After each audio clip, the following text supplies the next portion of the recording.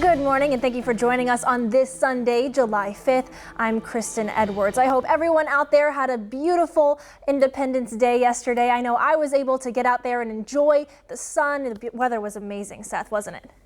Amazing. It was hot. It was hot. certainly, yes, it was hot too. Certainly a summer feeling out there, but no, it was beautiful. We didn't have much for cloud coverage, at least at first. By the afternoon, sure, we had some building cumulus. An isolated shower wasn't out of the question, but really it was just the heat and the humidity, feeling like it should, actually feeling a little bit more like the end of July or even August versus what we typically see this time of the year. Regardless, though, I mean, it's a summer pattern and it will continue and really all the way throughout the day tomorrow and then going really through the week upcoming. It's going to be a lot of the same, not much change day to day because of this high pressure pattern that we find ourselves in. So the upper 60s starting out the day. We have just dropped down from the low 70s. In fact, we started the day at 72. But we'll take it down to about 68 again before we start to really build that temperature up. Dew point temperature down just a little bit compared to this time yesterday, but that will change again, especially as we go further into the afternoon. So mid 60s, upper 60s, maybe a few low 70s still out there like Jackson at 71 degrees. Visibility, mainly the river valleys that are dealing with a little bit of fog out there or some low-lying cloud coverage, especially in our southern periphery. The closer you are to the low pressure, the better your chances are for cloud coverage and also for rain today. So we will talk about our rain chances throughout the next few days, but also what's to come and when we finally cool down. That in your full forecast. Demonstrators taking part in a march against racism and police brutality in downtown Lexington last night say they were threatened by a man with a gun. Protester Garland Watkins says the group was marching down Main Street when a man pulled up in a pickup truck. Watkins says he asked the driver to take a different route when he says the man raised a rifle and pointed it at him. Police confiscated the man's weapon and charged him with misdemeanor menacing, but did not arrest him. Watkins says the incident was unfortunate. It's a shame that we have to go through this. We're just a peaceful marching down Main Street, and we encounter him. We did reach out to Lexington police to ask why the man was cited and not arrested. Police responded via text saying, quote, "The citation and charge are based on the information we had available. We know the suspect had the gun, but it was unclear whether or not he actually pointed it at someone," end quote. And much like the death of George Floyd, the death of Breonna Taylor has captured the nation's attention. Now a group in Maryland is paying tribute to the Louisville EMT with a mural that covers an entire basketball court. Sean Stryker has the story. It should dry pretty quickly. It's a mural of monumental proportion. Let's start with just the bottom one. I feel like it's time to stand as a community. And if we can do it through art, why not? This is that way of just really speaking volume and using our platform to ask for justice. A 7,000 square foot painting of Breonna Taylor, a 26-year-old woman whose death sparked outrage when she was shot and killed by police in her apartment in Louisville, Kentucky. Public art is a tool to express community and social change. The artwork was made possible by organizations like Future History Now, the Banneker Douglas Museum, and the Maryland Commission on African American History and Culture. With this mural, we hope to involve the youth in this pivotal moment in history in a very peaceful and active way. Once you get the roller loaded. It was designed by muralist Jeff Huntington in a way that a team of volunteers, regardless of their art background, could bring it to life. We're putting many small abstract pieces together to create one larger realistic piece. With the end result being so big, they say you'll be able to see it from outer space, making its message hard to miss. Community members from Annapolis to Kentucky to Germany to South Africa, we all want an end to systemic racism and police brutality. A tragic 4th of July on the water in Bath County, where investigators tell us a man drowned at Cave Run Lake. Kentucky State Police say the body was recovered in the Stony Cove Beach area. Bath County Coroner Andrew Owens confirmed the victim was 22-year-old Chubaka Mutayonga of Lexington. The coroner says he was kayaking with his girlfriend when their kayak took on water. The couple got out of the kayak and they tried to swim ashore. Owen says it appears the 22-year-old helped save his girlfriend's life by pushing her to safety, but he drowned before they reached the dock. In Spencer County, firefighters rescued one person from the Salt River. The Taylorsville-Spencer County Fire Protection District had warned boaters to stay out of the river this weekend because water being discharged from the Taylorsville Lake had resulted in a large number of trees in the river. Rescue crews were able to send out a boat to rescue the victim. Responders are urging everyone, though, to remain safe and stay off the river this weekend. We've learned the name of the woman who was killed in a crash in Lexington on Friday.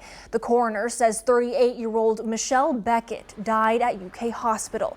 The crash happened on New Circle Road near Harrodsburg Road. Lexington police say an SUV went off the road, overturned, and threw Beckett from the vehicle. All right, now it's time to cover your nation. For most Americans, summer vacation is on hold, or at least dialed a little bit back, as the coronavirus delivers a serious blow to the country's resort destinations. It's not just small businesses, but communities that rely on tourism dollars that are taking a hit. Kevin Tibble shows us how two Midwest cities are trying to lure visitors back. For more than a century, the stunning beauty of Mackinac Island, Michigan, has been a draw for tourists from all over the world. I've been here probably 100 times. So when COVID hit the U.S., We've only been open a week. Mayor Margaret Dowd knew they had to take extreme measures to save the busy summer season. Our tax dollars all depend on tourism in the business industry. Like most resort towns, visitors are this area's lifeblood, and the money they spend, vital for financing its public works. Here, helping fund the island's police and fire departments, its library and health center, even the public school. If we have a healthy society, we'll have a good economy. If we don't have a healthy society, the economy isn't going to be any good anyway. And though they're losing money, Mackinac businesses are still spending on new safety features like high-tech disinfecting foggers, measures designed to give tourists peace of mind. For Chris Shepler's third-generation ferry business, it's a fight for survival. I just think about us doing everything right, and my fear is failure. Even the age-old horse and carriage trade has had a facelift. Face masks required, partitions between the seats. Also adding safety measures, the legendary Grand Hotel. We've clustered the seats in a way that they're 6 feet separated. Our main dining room capacity went from 850 to a little over 400. Rule for the state is half capacity for restaurants. For Mackinac and other vacation venues, the reduction in revenue lasting long after summer's over. At the Wisconsin Dells, the water park capital of the world, half the number of tourists at some attraction is already impacting the community. Fewer tax dollars there mean resources like new police cars, a storm shelter generator, and public pool equipment are now on hold. This holiday weekend in resort towns nationwide, they're depending on good weather and good luck, hoping for the chance to celebrate another season. Kevin Tibbles, NBC News, Mackinac Island, Michigan. A police officer was killed in Toledo, Ohio yesterday. Officials say Officer Anthony Dia was shot and killed while responding to a disturbance in a Home Depot parking lot around 12:30 Saturday morning. The suspect, who was intoxicated, fled into a wooded area and later killed himself, officials said. This is the first time a Toledo police officer has been killed in the line of duty since 2007. Police say Dia is survived by his wife and a 2-year-old child.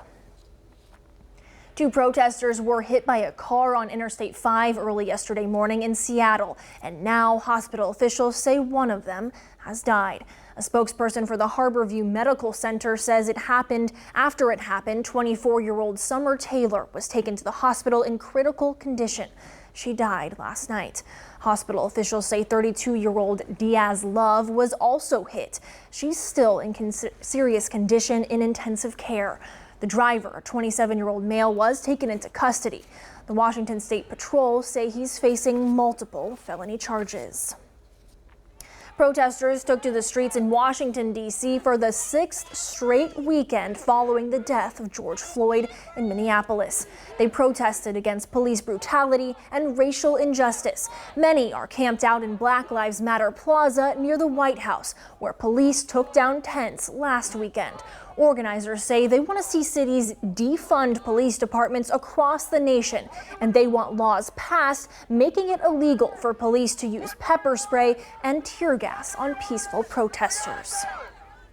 Well, the Columbus Zoo and Aquarium has been busy dealing with a baby boom. The zoo welcomed a Maasai giraffe calf, 2 sea lion pups, 2 red panda cubs, and a baby siamang. These animals are contributing to the future of their species that are facing challenges to their survival.